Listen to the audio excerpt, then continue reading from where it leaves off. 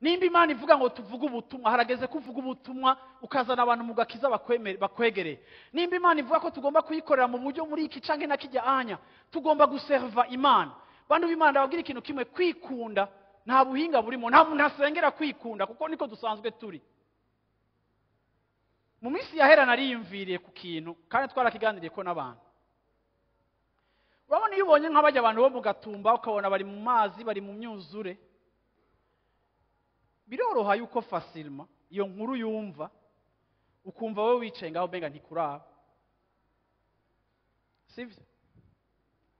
Ukumva benga pole. Bibiliya avuga ngo mu gihe cy'Iherezo abantu bazaba bari insensible. Ni ukuvuga ngo turamenyera ibibazo gushika naho kubera kumenyera ibibazo tutagikorwa ko n'ibibazo.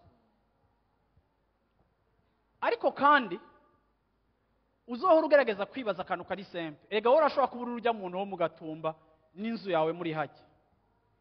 Wowe urashobora kubura muri bajya abantu, abana bawe barashobora kuba bari muri bajya abantu. Murambona hari utuntu twinshi tuba ngaha mu ishengero.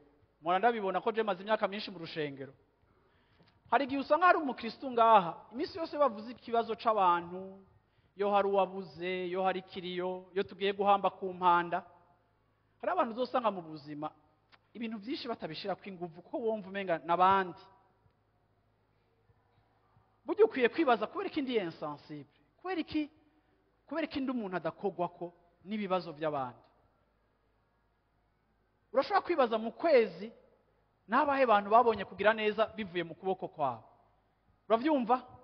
Nibihe bintu uri kurakorera bitari mu nyungu zawe ariko biri mu nyungu z'abandi, ukavyinvestisa mu mwanya wawe, ukabishiramo igiceri cawe, ukabishiramo energy yawe, biraba abandi bantu.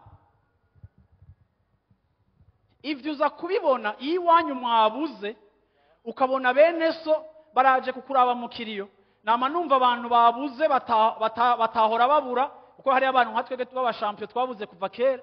Uravyumva baba experiment, ariko hari gizonye umuntu atari bwabure yabura akabona abantu bamuserutse ko akaryoherwa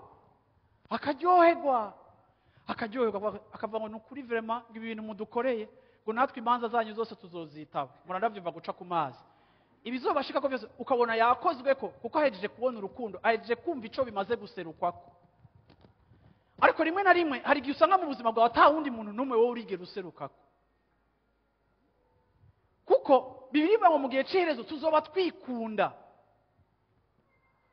Ndaje kubabwira ngo iminsi yose ubwami bw'Imana butwereka abandi, iminsi yose icimviro c'Imana kitwereka abandi. Ni gake cyane muri Bibiliya ubwami bw'Imana butwereka twebwe. Inshuro nyinshi nka 90 na kangahe kwijana Imana itutwara vers les autres. Hani gace tugira ngo ibitwerekeye izovyitwararika. Mwari mubizi yuko ibitwerekeye tutanabisengera cyane kuko Imana izobitwongera, iragomba kubiduha.